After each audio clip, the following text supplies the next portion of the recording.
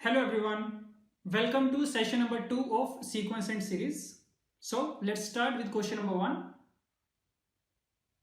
Okay, the value of summation of r plus 2 into r minus 3 where r varies from 16 to 30. तो बिल्कुल direct question है, sigma की properties का use करके solve कर सकते हैं इसको. देखना, this would be sigma of, multiply कर लो दोनों ब्रैकेट्स को, कितना मिलेगा r square minus r minus 6, right.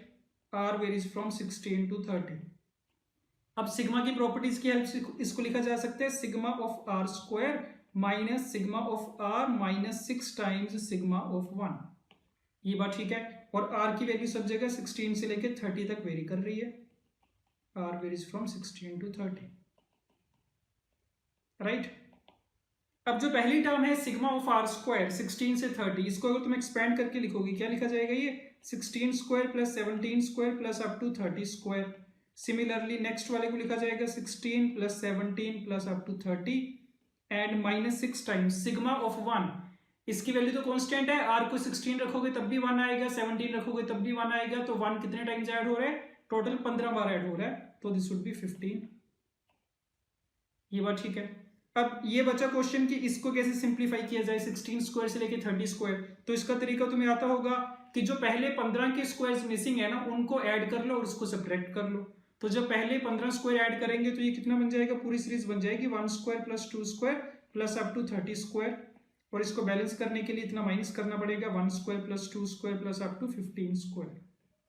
ठीक है, ये हमने ऐड कर लिया और सब्ट्रैक्ट कर लिया. सिमिलरली नेक्स्ट वाली ब्रैकेट में 1 से लेके 15 तक के नेचुरल नंबर्स मिसिंग है, उनको ऐड कर लो. तो जो सीरीज बन जाएगी पूरी ये 1 से लेके 30 तक बन जाएगी. और इसको बैलेंस करने के लिए 1 प्लस 2 प्लस अप टू 15 ये सब्ट्रैक्ट कर दिया जाएगा. और माइनस में 15 इंटू 6 90 तो है ही है, तो इसके बराबर आएगा. अब सारे रिजल्ट्स पता है हमें, 1 square plus 2 square plus up to 30 square, sum of the squares of first 10 natural numbers. तो कितना, n into n plus 1 into 2n plus 1 upon 6 minus again 15 के लिए same formula n into n plus 1 into 2n plus 1 upon 6 minus 1 से लेके 30 तक के natural numbers का sum n into n plus 1 by 2 और प्लस में फिर से n into n plus 1 by 2 and minus में 90. तो ये सारी वैल्यू इसके बराबर आ जाएगी. इसको कैलकुलेट कर लेना अपने आप, ठीक है. और जो तुम्हें रिजल्ट मिलेगा that is option B, right. Let's start. If a b c are distinct positive numbers in HP then relation बताना है तीनों में. अब ऐसा क्वेश्चन भी अगर तुमने पहले कर रखा है तो पता होगा कैसे अप्रोच करते हैं इसको. देखना, इसमें सबसे पहले कौन सी टर्म्स चाहिए ना, a की पावर n, c की पावर n, b की पावर n, इनमें रिलेशन चाहिए हमें. तो देखना क्या करेंगे, ये दो नंबर्स उठा लो, a की पावर n एंड c की पावर n. ठीक है, इन दो नंबर्स पे हम लगाएंगे am इज ग्रेटर देन और इक्वल टू gm होता है. बट क्योंकि सारे के सारे नंबर्स डिस्टिंक्ट हैं तो इक्वल टू होना पॉसिबल नहीं है, तो am is strictly greater than gm. ये लगा सकते हैं इन दो नंबर्स के लिए, ठीक है. और क्योंकि पॉजिटिव नंबर्स हैं तो याद रखा करो am gm इनइक्वालिटी लगाने के लिए एक ही कंडीशन होती है कि नंबर शुड बी पॉजिटिव. ठीक है, ओके. तो लगाओ am कितना, a की पावर n प्लस c की power n upon 2 greater than gm कितना, a की पावर n इंटू c की पावर n का स्क्वायर रूट. तो कितना बना ये, a to the power n plus c to the power n greater than 2 times ac to the power n by 2. ये चीज बनी, ठीक है.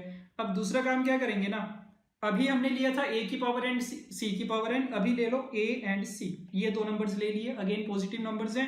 इस पे हम लगा रहे हैं gm is greater then hm. ये भी रिलेशन होता है, am gm से बड़ा होता है, gm hm से बड़ा होता है. ठीक है, तो a और c का gm कितना आएगा, स्क्वायर रूट ऑफ ac आएगा. a और c का hm कितना आएगा, b के बराबर आएगा. क्योंकि a b और c HP में है तो b क्या होगा, a और c का hm होगा, तो यहाँ पे b आ जाएगा. ये मिला. दोनों साइड पे अगर तुम power n by 2 power n कर दो तो ac की power n by 2 greater then b की पावर n बन जाएगा. दोनों साइड पे 2 से मल्टीप्लाई कर दो, 2 times ac to the power n by 2 greater than 2 times b to the power 1. तो ये तुम्हारे पास दो इनइक्वालिटीज आ गई हैं, inequality number 1 and inequality number 2.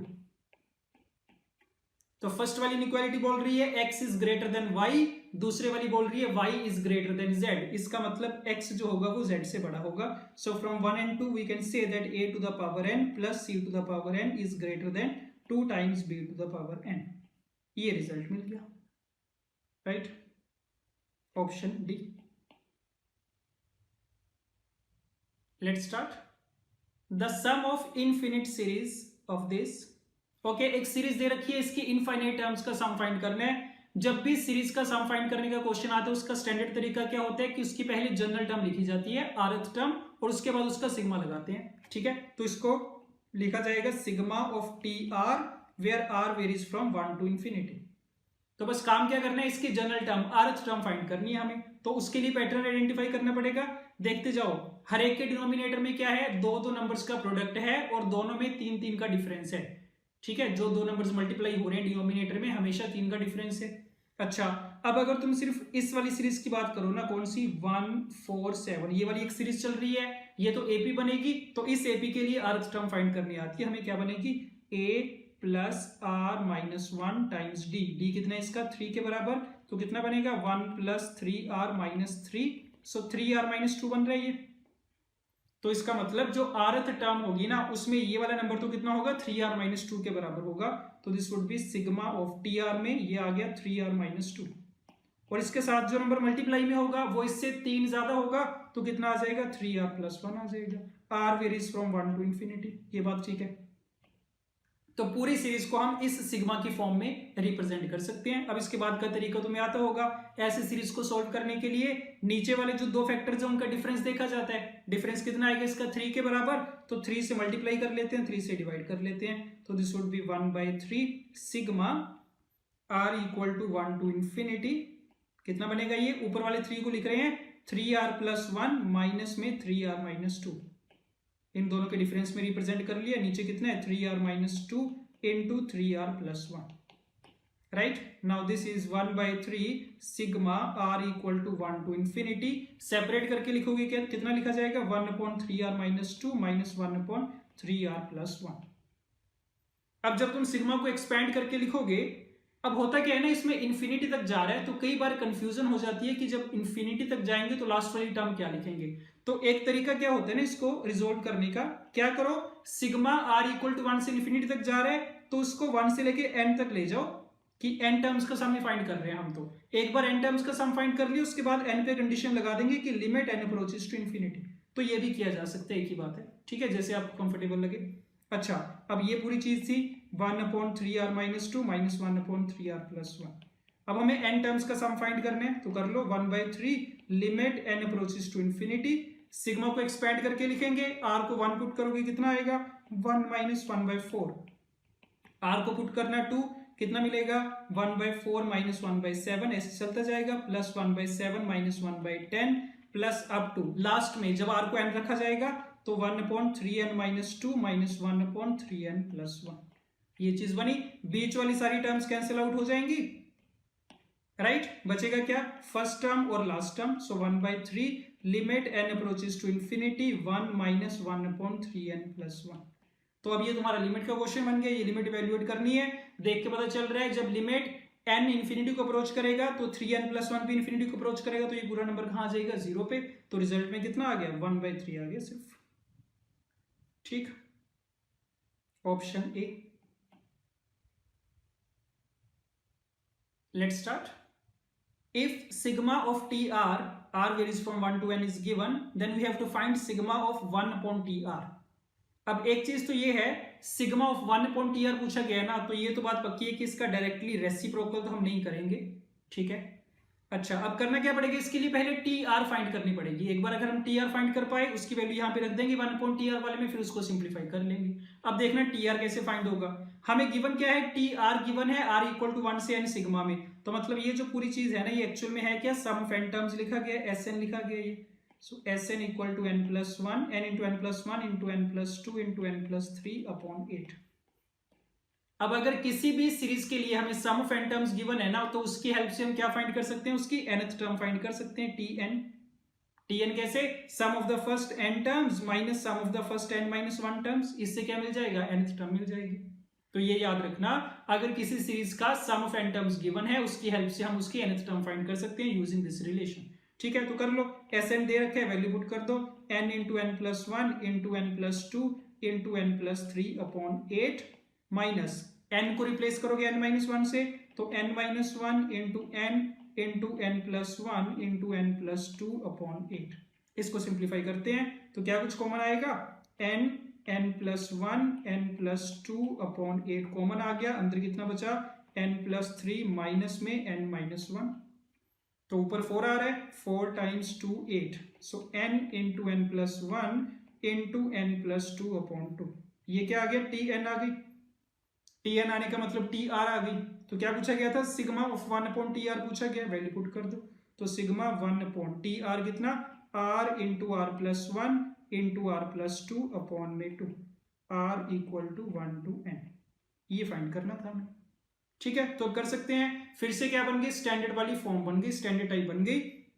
नीचे जितने भी फैक्टर्स हैं सारे के सारे एपी में हैं, तो क्या करो, सबसे बड़ा फैक्टर ले लो, सबसे छोटा फैक्टर, उनका जो डिफरेंस आएगा वो ऊपर न्यूमरेटर में क्रिएट कर लेते होते हैं। तो सबसे बड़ा फैक्टर कौन सा, r+2, सबसे छोटा कौन सा, r, इन दोनों का डिफरेंस 2 ऑलरेडी ऊपर प्रेजेंट है, तो इस वाले 2 को हम लिख सकते हैं ऐसे r+2 - r, और अपॉन में तो यही चलेगा r × r+1 × r+2, r varies from 1 to n। अब इनको सेपरेट करके लिख लेना, बस काम हो गया। फिर sigma 1/r × r+1 - 1/r+1 × r+2, r varies from 1 to n। ठीक है, एक बार r को 1 रख दो, कितना आएगा 1/1 × 2 - 1/2 × 3।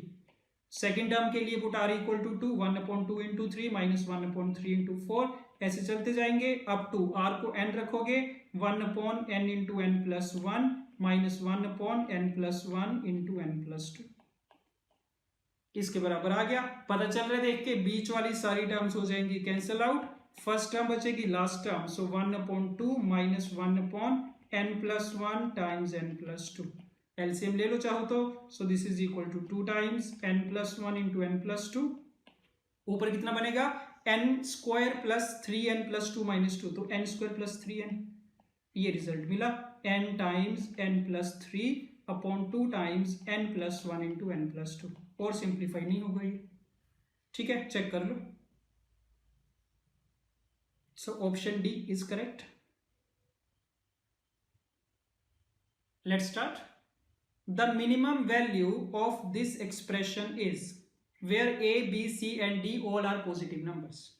ठीक है, अब ये जो एक्सप्रेशन दे रखा है ना, पहली बात तो ये a, b, c और d में सिमेट्रिक है, जो चीजें a के लिए लिखी गई हैं वही सेम चीजें लिखी गई हैं b के लिए। तो अगर तुम सिर्फ a वाला पार्ट उठा लो ना, इसमें से a वाला पार्ट मतलब a² + a+1 और अपॉन में a, सिर्फ इतने पार्ट के बारे में डिस्कशन करते हैं। अगर इसकी वैल्यू बता पाए, इसके बारे में हम ऑब्जर्व कर पाए, उसके बाद b, c और d के लिए तो सिमिलरली करके आ जाए। ठीक है, अब देखना क्या करेंगे, 3 नंबर्स हैं a², a and 1, ये 3 नंबर्स हैं, इन तीनों पे हम लगा रहे हैं am इज ग्रेटर देन और इक्वल टू gm, राइट, क्योंकि पॉजिटिव नंबर्स हैं लगा सकते हैं। सो a² + a+1/3, am आ गया ग्रेटर देन और इक्वल टू gm, कितना a⁻3 पावर 1/3, तो क्या मिल गया a² + a+1/3 ग्रेटर देन और इक्वल टू a मिला, और हमारे पास फैक्टर कौन सा था, a² + a+1/a था, तो a को शिफ्ट कर दो यहाँ पे डिनोमिनेटर में, तो अपॉन a कितना आ गया, ग्रेटर देन और इक्वल टू 3 आया। तो ये पता चल गया a² + a+1/a की मिनिमम वैल्यू कितनी होगी, 3 होगी। सेम तरीके से b² + b+1/b की मिनिमम वैल्यू भी 3 होगी, सेम तरीके से c के लिए भी, सेम तरीके से d के लिए भी।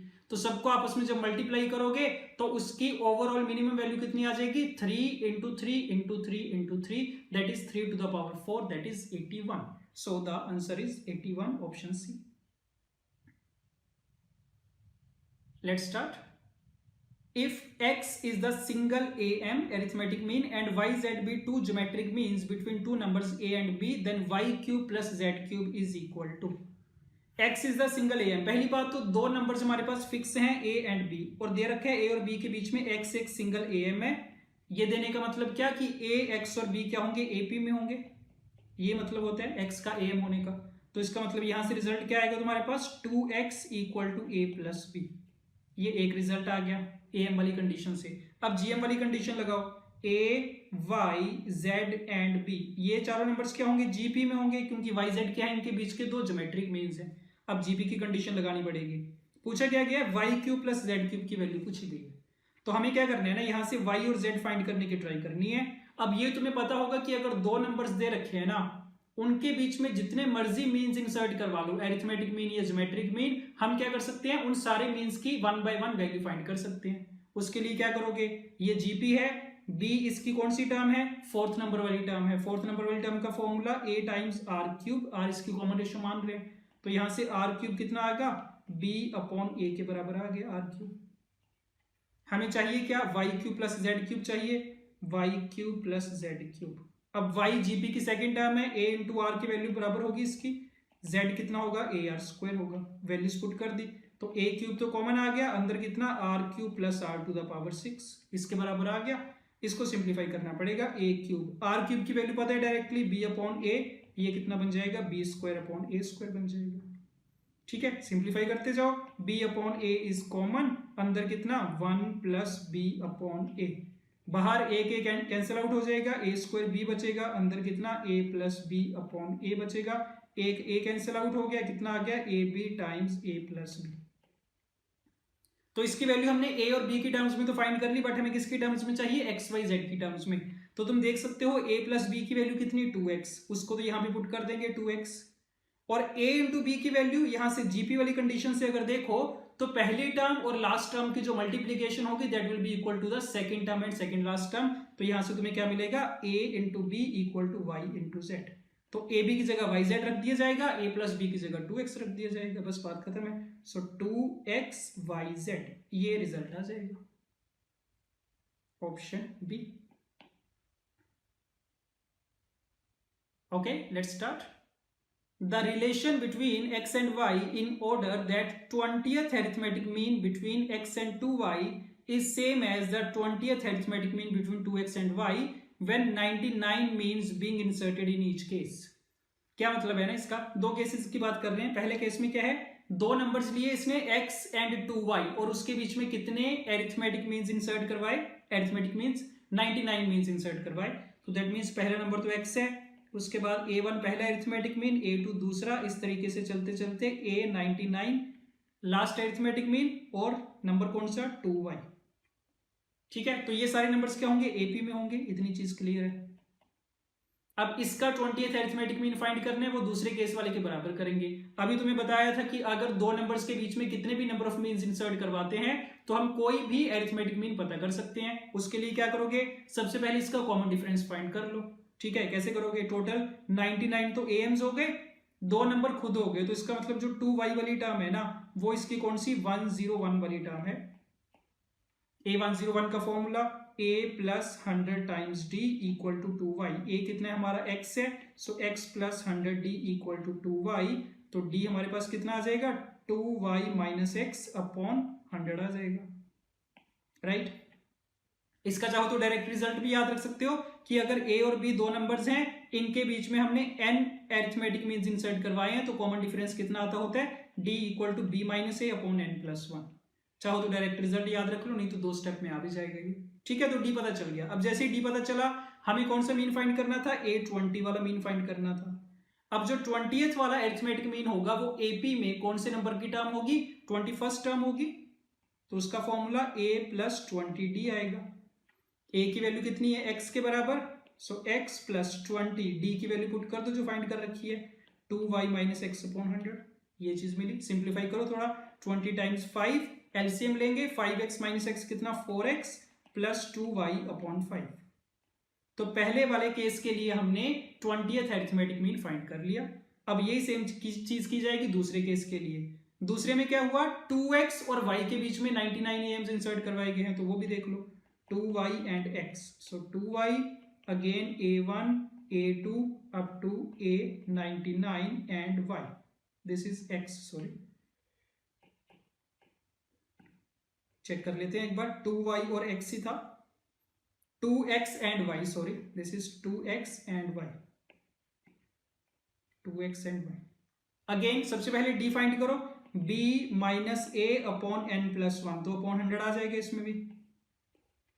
इसका भी 20th एरिथमेटिक मीन कितना होगा, उसकी 21st टर्म होगी, a प्लस 20d करेंगे, a कितना 2x प्लस 20 टाइम्स d कर लो, y माइनस 2x अपॉन 100, ये 5 से चला गया, एलसीएम लोगे, 5 into 2 is 10x, 10x minus 2x is 8x plus y upon 5। अब ये दोनों केसेस में जो तुम्हें 20th एरिथमेटिक मीन्स मिले हैं ना, इन दोनों को हमें आपस में इक्वल करना है, ये कंडीशन दे रखी है। तो उठा के बराबर कर दो, एक्स और वाई में रिलेशन आ जाएगा। तो 4x + 2y upon 5 equal to 8x + y upon 5। 5 and 5 cancel out, कितना बचेगा? 8x - 4x is 4x, so y equal to 4x आ जाएगा, right. So this is the required relation between x and y is equal to 4x, option B. Let's start. If ये एक series दे रखी है, इसका सम दे रखे k times 10 to the power 9 के बराबर, then k is equal to, तो बेसिकली इस सीरीज का सम पूछा गया हमसे, ये फाइंड करना है हमें, ठीक है। अब देखने से पता चल रहा होगा कौन सी सीरीज बन रही है, स्टैंडर्ड सीरीज है, दैट इज AGP। तो ये एक AGP लिखी गई है, ठीक है। कॉमन डिफरेंस कितने का चल रहा है? 1 2 3, 1 1 का कॉमन डिफरेंस चल रहा है AP का, और जो GP बन रही है उसकी कॉमन रेशियो कितने की चल रही है? हर एक स्टेप पे 11 से मल्टीप्लाई हो रहा है, 10 से डिवाइड हो रहा है, तो 11/10 की कॉमन रेशियो है।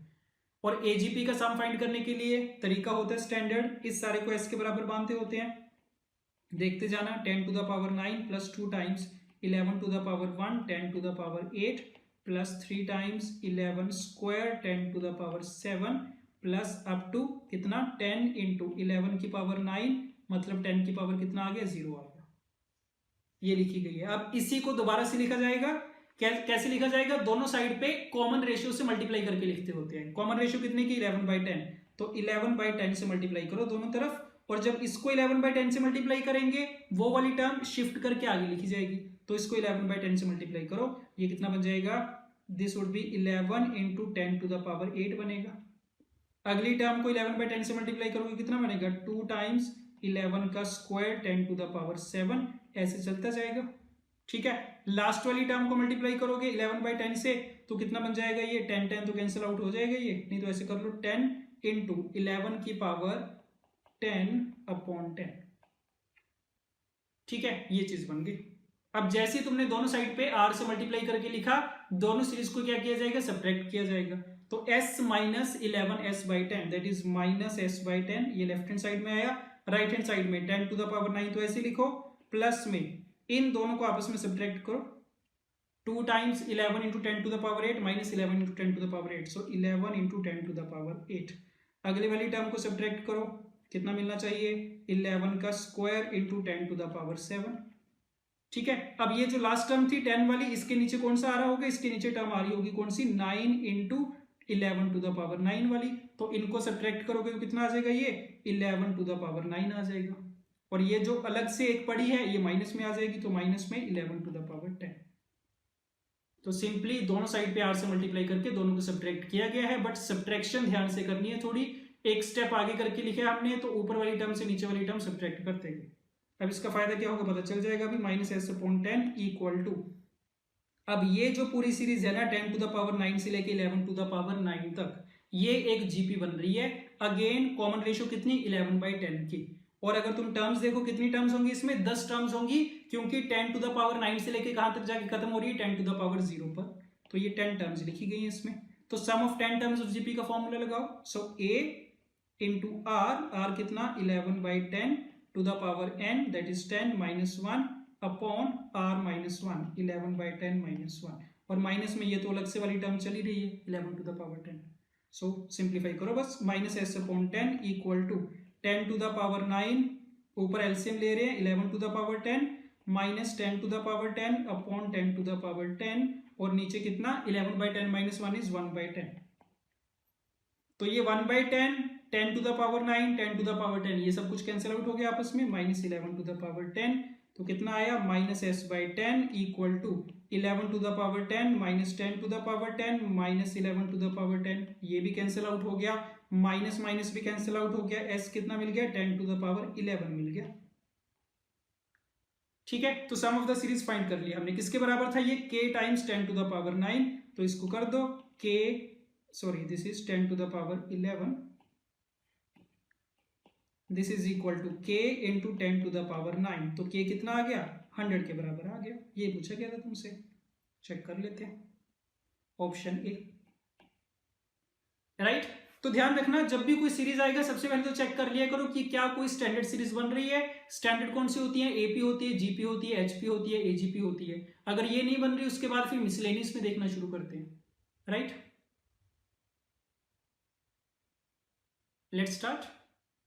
इफ ये सारे numbers are in AP and these numbers are in GP and H is the harmonic mean of a and b, तो इस एक्सप्रेशन की वैल्यू बतानी है किसके बराबर आएगी।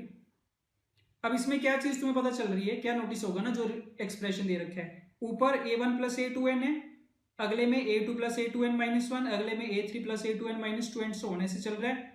और AP की प्रॉपर्टी होती है that the sum of the terms which are equidistant from the beginning and end वो हमेशा कांस्टेंट होता है and is equal to the sum of the first term and last term. तो मतलब ये कि a1 प्लस a2n, यहां पे a2n आएगा, sorry this is a2n, a1 plus a2n, इनका जो सम होगा ना a प्लस b के बराबर होगा। सिमिलरली ये g वाले भी 2n तक आएंगे, गलत लिखा गया है। तो g1 इंटू g2n, ये सेम प्रॉपर्टी होती है gp के लिए, that the product of the terms which are equidistant from the beginning and end is always constant. तो जो सेकंड टर्म और सेकंड लास्ट टर्म का प्रोडक्ट है वो a इंटू b, फर्स्ट और लास्ट टर्म के बराबर आ जाएगा। सेम चीज सेकंड के लिए, second term a2 plus a2n minus 1 किसके बराबर? a प्लस b के बराबर, नीचे ab के बराबर। ऐसे नेक्स्ट a प्लस b के बराबर, नीचे कितना? ab के बराबर, plus up to this would be a plus b upon ab। ठीक है, ये चीज बन रही है। ओके, अब पहले तो काउंट कर लो इसमें नंबर ऑफ टर्म्स कितनी लिखी गई है। तो a1 से चलना स्टार्ट किया था हमने और कहां तक गए थे? an तक, तो टोटल n टर्म्स हैं, तो ये सारा n टाइम्स आ जाएगा। So n times a plus b upon a b, इसके बराबर आ गया सिंप्लीफाई करके। बट हमें किसकी टर्म्स में चाहिए? h की टर्म्स में, और h इनका हार्मोनिक मीन है, तो h की वैल्यू कितनी होगी? 2ab upon a plus B के बराबर होगी। तो यहाँ पे देख लो, this would be equal to n, 2 से मल्टीप्लाई, 2 से डिवाइड कर रहे हैं, so 2ab upon a plus b ऐसे लिखा जाएगा। This would be equal to 2n अपॉन h। Right, option A. Okay, let's start. If fx equal to sigma of this, then f of 0 when limit n approaches to infinity is। पहला काम तो क्या करो, ये जो ब्रैकेट्स हैं इनको ओपन करके लिख रहे हैं। सो ये बनेगा fx equal to sigma of x square minus x के साथ कोफिशिएंट कितना? 1 by lambda plus 1 by lambda plus 1, और प्लस में कितना? 1 by lambda into 1 by lambda plus 1, ये लिखा गया। ठीक है, lambda varies from 1 to n, तो ये एफ एक्स है तुम्हारा।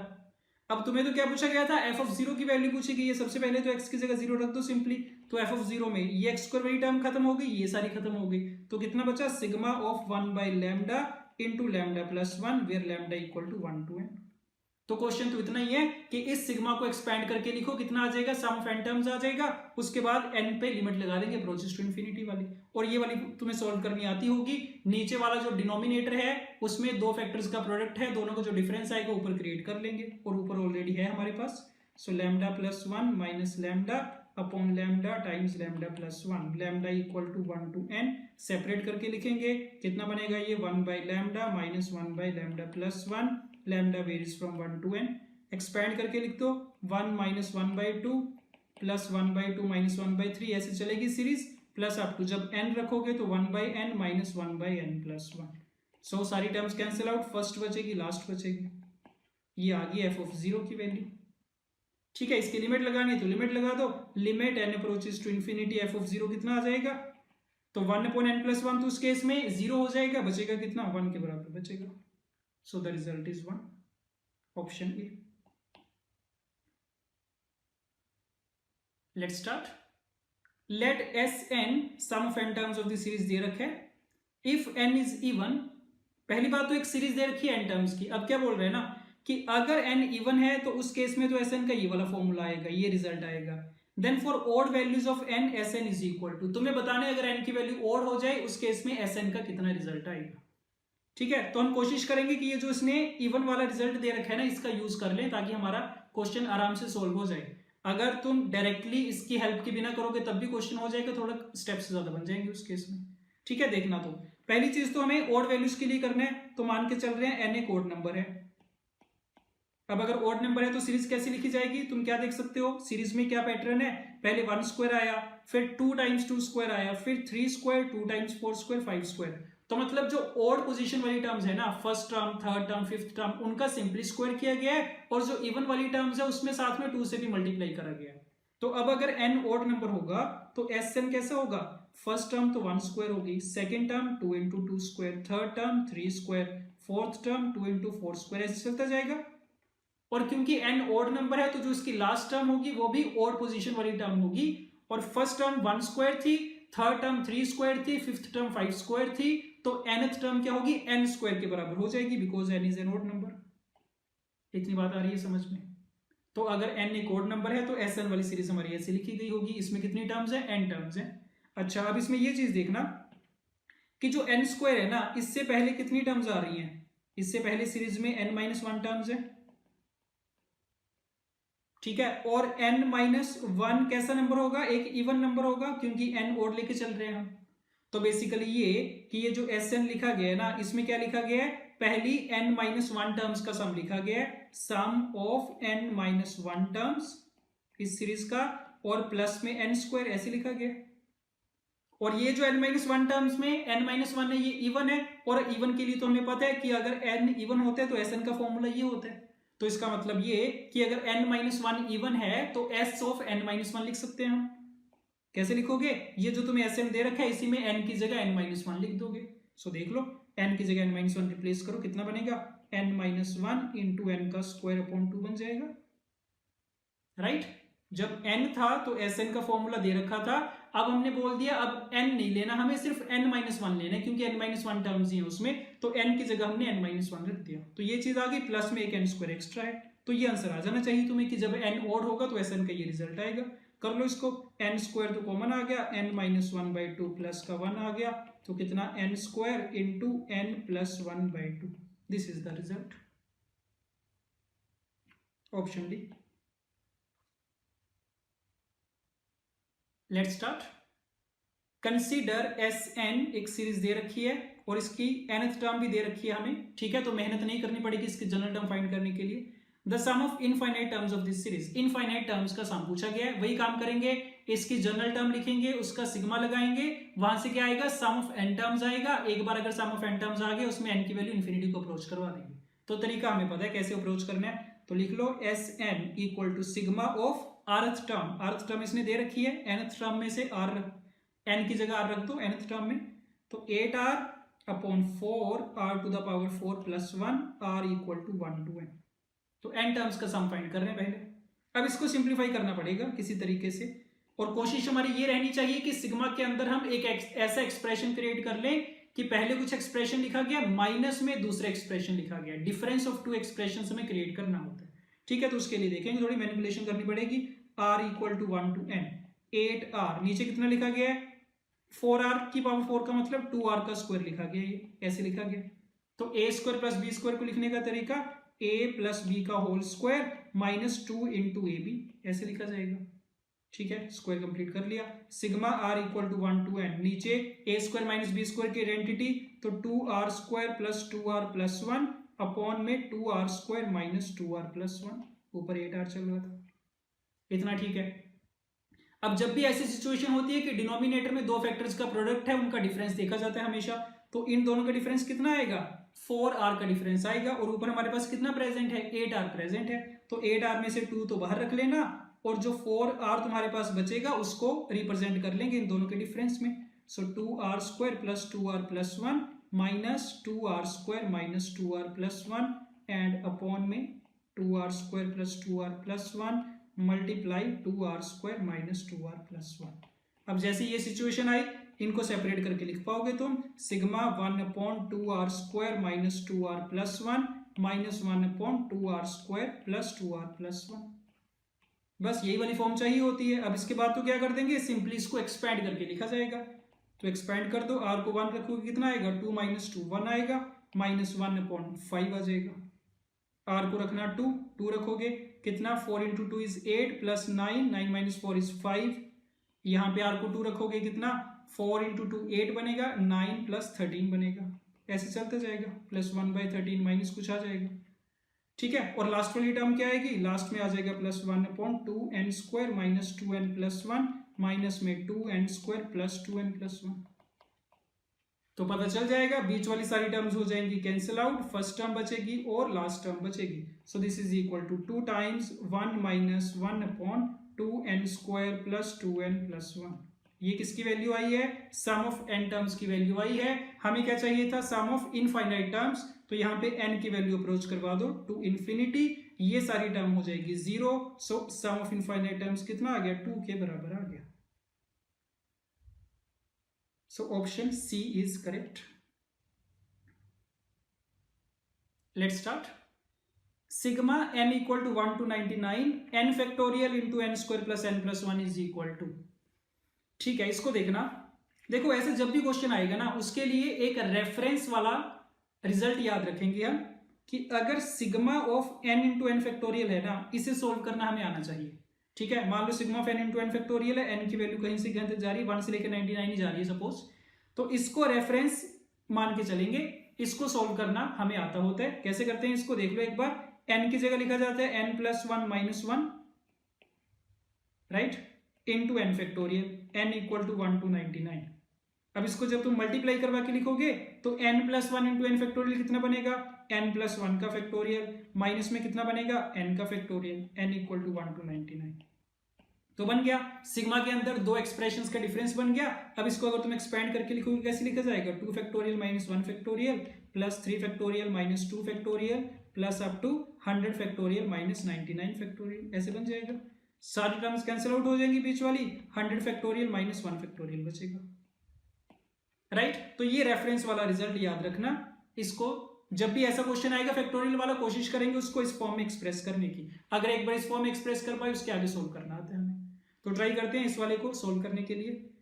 Now sigma n factorial into n square plus n plus 1 n equal to 1 to 99, देखते जाना। So sigma n equal to 1 to 99 n factorial, इस ब्रैकेट के अंदर वाले को लिखा जा सकता है n प्लस 1 का स्क्वायर माइनस n, ये बनेगा। ब्रैकेट ओपन करोगे तो n factorial into n plus 1 का square minus n into n factorial, r equal to 1 to 99। तो तुम्हारे सामने है, एक तो सिग्मा हमने एक्सप्रेस कर लिया n इंटू एन फैक्टोरियल वाला जो हमें सोल्व करना आता था। अब इसमें से भी अगर तुम एक n प्लस 1 ले लोगे ना और उसको n फैक्टोरियल के साथ मल्टीप्लाई करोगे, तो एक तो n प्लस 1 फैक्टोरियल क्रिएट हो जाएगा यहाँ पे, और साथ में एक क्या बचेगा, n प्लस 1 बचेगा माइनस में n इंटू एन फैक्टोरियल। तो ये तुम्हारे सामने है सिचुएशन, यहाँ पे n है, तो तुम्हारे सामने है पहले वाला जो सिग्मा है वो भी हमारी स्टैंडर्ड फॉर्म में एक्सप्रेस कर लिया हमने n इंटू एन फैक्टोरियल की तरह, और दूसरे वाला भी n इंटू एन फैक्टोरियल की फॉर्म में। तो चाहो तो दोनों को सेपरेटली सोल्व कर लो जैसे हमने पहले किया था, नहीं तो ये तो और भी आसान बन रहा है, ये ऑलरेडी दोनों का डिफरेंस बन रहा है, तो क्या कर दो, इसी स्टेप पे इसको एक्सपेंड करके लिख दो। तो n को 1 रखोगे, कितना, 2 factorial into 2 minus 1 factorial into 1, n को रखोगे 2, 3 factorial into 3 minus 2 factorial into 2, ऐसे चलेगा, प्लस अप टू 99 रखोगे, 100 factorial into 100 minus 99 into 99 factorial, ऐसे आ जाएगा, राइट। सारी टर्म्स कैंसिल आउट हो जाएंगी, ये कैंसिल आउट हो गया, ये हो गया, ये लास्ट वाली टर्म बचेगी 100 टाइम्स 100 फैक्टोरियल, और माइनस में पहली बचेगी 1, ये रिजल्ट आ जाएगा 100 times 100 factorial minus 1, option D. Let's start. If xi greater than 0, सारे जितने भी x दे रखे हैं x1 x2 x3 up to x50 सारे पॉजिटिव हैं, उन सबका सम 50 दे रखा है, तो इसकी मिनिमम वैल्यू पूछी गई है। तो क्वेश्चन को देख के पता चल रहा है कैसे होगा, am ग्रेटर देन और इक्वल टू hm वाली इनइक्वालिटी यूज होगी। ठीक है, क्वेश्चन की फॉर्म ही सेल्फ एक्सप्लेनेटरी है, पता चल रहा है क्या करना है। तो बस लगा दो, 50 नंबर है, सारे पॉजिटिव है, इन सबका am कितना आएगा, x1 plus x2 plus x3 plus up to x50 upon 50 greater than और इक्वल टू, इन सब का HM कैसे लिखा जाता है, 50 upon 1 by x1 plus 1 by x2 plus up to 1 upon x50। देख लो, x1 से लेके x50 तक का सम तो है 50 के बराबर, यहाँ पे 50 रख देंगे। सो 50 अपॉन 50 ग्रेटर देन और इक्वल टू 50 अपॉन, इस सारे की वैल्यू तो पूछी गई है, इसको कैपिटल X लिख रहा हूं मैं, तो 50 50 कैंसिल आउट, क्या मिला, capital X is greater than और इक्वल टू 50, तो that means the minimum value of capital X is 50, वही पूछी गई थी। So minimum value is equal to 50। Let's start. The sum sigma n equal to 0 to infinity 2n plus 3/3 to the power n is equal to, okay, infinite terms का sum पूछा गया है। पहला क्या करो, इस सिग्मा को एक्सपैंड करके लिख लो, पता चल जाएगा कैसी सीरीज बन रही है। नहीं तो ऐसे भी पता चल रहा है, ऊपर अगर n को चेंज करोगे, ऊपर तो AP बनेगी क्योंकि n की लीनियर टर्म है, और नीचे क्या बनती जाएगी, GP। तो हर एक स्टेप पे कुछ नंबर ऐड भी होता जाएगा, कुछ नंबर से डिवाइड भी होता जाएगा, तो AGP को रिप्रेजेंट करेगा ये। ठीक है, लिख रहे हैं इसको। So S is equal to, S से रिप्रेजेंट कर रहे हैं इसको। n को 0 रखा, कितना आया 3/3 टू द पावर 0। n को रखा 1, 5/3 टू द पावर 1। 2 रखो 7/3 स्क्वायर प्लस 9/3 क्यूब, ऐसे चलता जाएगा अप टू कहां तक जाना, इन्फिनिटी तक। तो एक इनफाइनाइट AGP का सम पूछा गया है, फाइंड करना आता होगा हमें। क्या करो, दोनों साइड पे r से मल्टीप्लाई कर देते होते कॉमन रेशियो से। कितने की कॉमन रेशियो, 1/3 की, तो S/3। इसको 3 से डिवाइड करेंगे, अगले स्टेप पे लिखो 3/3 की power 1 plus 5/3 square plus 7/3 cube plus up to so infinity. दोनों को सब्ट्रैक्ट करो, सो 2S/3 इक्वल टू, यहां से तो 3 बचेगा, प्लस 5/3 माइनस 3/3 कितना 2/3, प्लस 7/3 स्क्वायर माइनस 5/3 स्क्वायर कितना 2/3 स्क्वायर, प्लस में 2/3 cube plus up to infinity. ऐसे चल रहा है।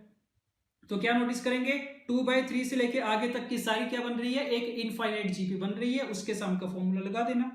सो sum of infinite terms of GP is A/1 minus R। So 2/3/1 minus 1/3 तो 1 हो गया। सो 2S/3 इक्वल टू 3 प्लस 1 कितना आ गया, 4 आ गया। S की वैल्यू कितनी आ गई, 6 के बराबर आ गई। So sum of the infinite terms is equal to 6, option C। Let's start. Consider the sets S1, S2, S3 and so on given by, S1 वाला सेट दे दिया इसने, S2 दे दिया, S3 दे दिया, this would be S4, S4 दे दिया। तो पूछा गया sum of the elements in set S infinity। अगर ऐसे करके लिखते जाओ तो S infinity में जो एलिमेंट्स आएंगे उनका सबका सम जो आएगा उसकी वैल्यू कितनी आएगी, ये पूछा गया। पहला काम तो क्या करेंगे, डायरेक्टली इंफिनिटी पे भागने के बजाय Sn के लिए लिखा जाएगा। Sn वाला सेट बनाने की कोशिश करते हैं, उसके एलिमेंट्स का सम लिखेंगे, वो किसकी टर्म्स में आएगा, n की टर्म्स में, उसके बाद उस पे लिमिट लगाई जाएगी n अप्रोचेस टू इंफिनिटी की। ठीक है, तो देखो अब Sn वाला सेट लिखने के लिए यहां से तुम्हें पैटर्न आइडेंटिफाई करना पड़ेगा, तो देखते जाओ धीरे धीरे। फर्स्ट वाले सेट में नीचे 1 क्यूब था, सेकेंड वाले में 2 नंबर्स थे, दोनों के नीचे 2 क्यूब था, थर्ड वाले सेट में 3 टर्म्स हैं, तीनों के नीचे 3 क्यूब है, फोर्थ सेट में 4 टर्म्स हैं, सबके नीचे क्या है 4 क्यूब है। तो यहां से ये पता चल गया कि जो Sn वाला सेट होगा उसमें नंबर ऑफ एलिमेंट्स कितने होंगे, n होंगे, और सबका डिनोमिनेटर कितना होगा, n क्यूब होगा। इतनी चीज पता चल गई। अब न्यूमरेटर की अगर बात करो, S1 में कहां से स्टार्ट हो रहा है, 2 से स्टार्ट हो रहा है, S2 में 3 से स्टार्ट हो रहा है, S3 में 4 से स्टार्ट हो रहा है, S4 में 5 से स्टार्ट हो रहा है। तो जो Sn आएगा उसका जो पहला एलिमेंट होगा उसका न्यूमरेटर कितना होगा, n+1 होगा, उससे एक ज्यादा होगा। उसके बाद नेक्स्ट वाला एलिमेंट लिखने के लिए S2 में कितने का डिफरेंस था दोनों के बीच में, 2 का, S3 में कितने का है, 3 का चल रहा है, S4 में कितने का चल रहा है, 4 का चल रहा है। तो बस सब कुछ तो पता चल गया है ना। तो देखते जाओ Sn वाला कैसे लिखना है, जो पहला एलिमेंट है यहां पे अगर n है वहां पे ऊपर n+1 आएगा, डिनोमिनेटर सबका n क्यूब आएगा। अगले वाले टर्म के लिए डिनोमिनेटर तो n क्यूब ही आएगा। न्यूमरेटर में कितने का डिफरेंस होता है, S1 में 1 का डिफरेंस था, S2 में 2 का, S3 में 3 का, तो Sn में n का डिफरेंस होगा, तो यहां पे n+1 में n ऐड करके 2n+1 आएगा। नेक्स्ट टर्म में एक n और ऐड कर दो, 3n+1/n³। ऐसे करके कितनी टर्म्स आएंगी, इसमें n टर्म्स आएंगी। ये बात क्लियर होनी चाहिए। ठीक है, तो इसको करने का कोई स्टैंडर्ड रूल नहीं है, वो तो जो तुम्हें सेट्स दे रखे होंगे वहीं से देख के पैटर्न हमें आइडेंटिफाई करना पड़ेगा। तो पता चल गया Sn ये आ गया। इन सबका एलिमेंट्स का सम पूछा गया था, तो सम ऑफ एलिमेंट सबको ऐड करके n³ तो सब में कॉमन आएगा, डिनोमिनेटर ऊपर कितना n+1 plus 2n+1 plus 3n+1 चलता जाएगा, plus up to n terms. nth term की अगर हमें जरूरत पड़ी तो लिख लेंगे। अच्छा, अब इसमें n 2n 3n ये सीरीज चल रही है, इसमें n कॉमन आएगा, अंदर कितना 1 plus 2 plus 3 plus up to कहां तक, n तक जाएगा, n टर्म्स है तो। और ये जो 1 1 1 है ये भी कितने टाइम्स ऐड हो रहा है, n टाइम्स ऐड हो रहा है, अपॉन n³। ये आ गया सम। ठीक, इसका फॉर्मूला लगा दो, n 1 plus 2 plus 3 plus up to n का n into n+1/2 plus n upon n cube, ये सम आ गया। तो तुमसे पूछा गया था sum of the elements in set S infinity, S n के लिए आ गया, एस इन्फिनिटी के लिए चाहिए तो एन को इन्फिनिटी को अप्रोच करवा दो। So limit n approaches to infinity n square n plus 1/2 plus n upon n cube, ये चीज है। ये लिमिट सॉल्व करनी आती होगी। ऊपर भी 3 डिग्री का पॉलिनोमियल है, नीचे भी 3 डिग्री का पॉलिनोमियल है, एन इन्फिनिटी को अप्रोच कर रहे हैं, तो ऊपर में एन क्यूब का जो कोफिशिएंट है, नीचे में एन क्यूब का जो कोफिशिएंट है, उनकी रेशियो के बराबर लिमिट की वैल्यू आ जाएगी। तो ऊपर एन क्यूब का कोफिशिएंट 1/2 है, नीचे 1 है, तो रिजल्ट कितना आ गया? 1/2 आ गया, right. So option B. Let's start. The sum of the series, again एक सीरीज गिवन है, इसकी n टर्म्स का सम फाइंड करना है हमें, राइट। पहला काम भाई जनरल टर्म लिखो इसकी, rth टर्म, तो sum of n terms is sigma tr, r varies from 1 to n, right. tr लिखते हैं इसका। फर्स्ट टर्म में डिनोमिनेटर में कितना? 1 क्यूब, दूसरी में 1 से 1 क्यूब प्लस 2 क्यूब, तीसरी में 1 cube plus 2 cube plus 3 cube, तो rth वाली टर्म में नीचे तो कितना आएगा? 1 cube plus 2 cube plus 3 cube, कहां तक जाएंगे? r क्यूब तक जाएंगे। ये डिनोमिनेटर आ गया। अब न्यूमरेटर अलग से देख लो, पहले में 1 था, दूसरे में 1 प्लस 2, तीसरे में 1 प्लस 2 प्लस 3, rth वाले में ऊपर कितना आएगा? 1 plus 2 plus 3 plus up to r के बराबर आएगा, r varies from 1 to n। तो rth टर्म हमने लिख ली। अब इस rth टर्म को थोड़ा सिंप्लीफाई करो जितना कर पाओ, उसके बाद सिग्मा को सॉल्व किया जाएगा। तो देख लो सिग्मा, इसका रिजल्ट आता है हमें 1 से लेके r तक के नेचुरल नंबर्स का सम, r इंटू आर प्लस 1/2। नीचे वाले का भी रिजल्ट आता है r इंटू आर प्लस 1/2 का होल स्क्वायर, ये होता है। तो एक r इंटू आर प्लस 1/2 तो कैंसिल आउट हो गया, कितना बचा? Sigma 2 upon r into r plus 1, r equal to 1 to n, ये चीज आई। 2 को बाहर रख लो, सिग्मा के अंदर r equal to 1 to n है, r इंटू आर प्लस 1 है, ऊपर लिखा जाएगा r प्लस 1 माइनस r, दोनों का डिफरेंस बना लिया।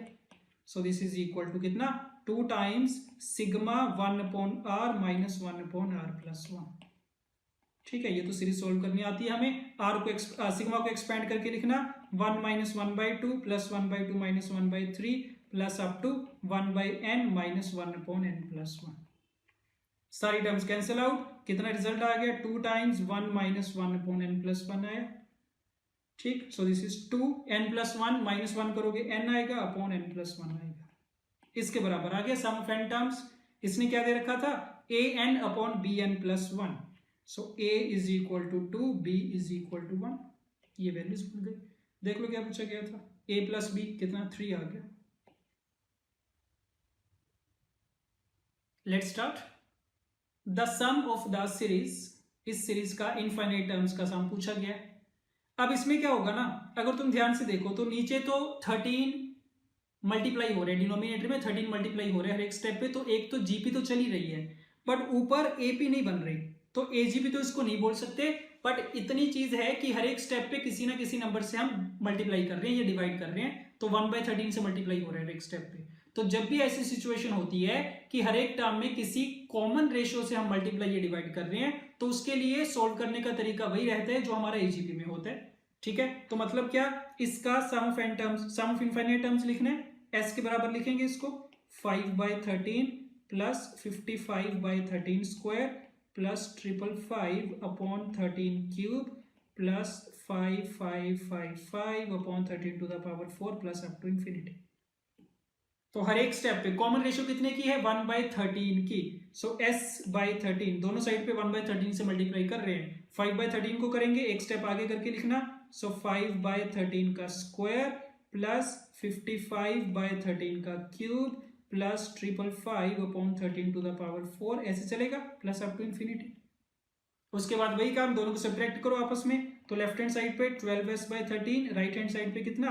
5/13 प्लस, इनको सब्ट्रैक्ट करते जाओ आपस में, 55 माइनस 5 कितना? 50 अपॉन 13 का स्क्वायर, इन दोनों को सब्ट्रैक्ट करोगे तो 555 माइनस 55 कितना? 500 आ जाएगा अपॉन 13 स्क्वायर। नेक्स्ट वाली टर्म्स को अगर तुम सब्ट्रैक्ट करोगे तो कितना आएगा? ये 5000 अपॉन 13, ये क्यूब था, ये power 4 plus up to infinity. ठीक बात है, तो क्या नोटिस करोगे, ये पूरी की पूरी राइट हैंड साइड पे जीपी बन रही है, हर एक स्टेप पे किससे मल्टीप्लाई हो रहा है, 10/13 से मल्टीप्लाई हो रहा है, कॉमन रेशियो 10/13 की, तो sum of infinite terms of GP का फॉर्मूला लगाया जाएगा। So 12s/13 equal to a upon 1 minus r is 10/13। So कितना आ गया ये 5/13 अपॉन 3/13, 5/3 के बराबर। So 12s/13 equal to 5/3। This implies s equal to कितना 65/36, right, option D. Let's start.